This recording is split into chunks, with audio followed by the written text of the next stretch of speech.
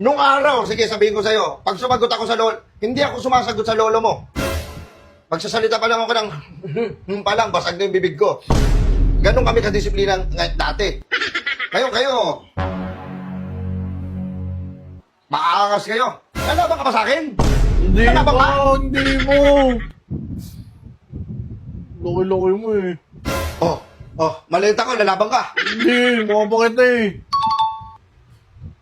Ayusin mo na ka. Nagpapakapagod kami ng ina mo para pag-aralin ka. Hindi lahat ng bata may kakayahan makapag-aral. Kaya kung meron kang pagkakataon, samantalahin mo. Opo. Dahil yan lang mapapamana ko sa inyo na hindi mananakaw ng ibang tao. Upo ka ng upo, hindi mo iniintindi. Hindi mo pinapasok sa isip mo. Pasok dito, tagos dito. Wala. Tapos bibigyan mo ako ng ganitong grade. Opo na nga eh. Hindi ko alam kung paano pagpapalaki ko sa'yo. Hindi naman ako nag-ulang sa paalala sa'yo. Tapos bibigyan mo ko ng grade na to. Ang bababa ko. Nakakainis makita. Sa totoosin lang. Mathematics mo. 79, 78, 79, 79. Ang hirap eh. Tapos pag Nakakalito yan eh. sa mathematics, ang tanga-tanga mo. Pag bilangan ng pera, matalino ka.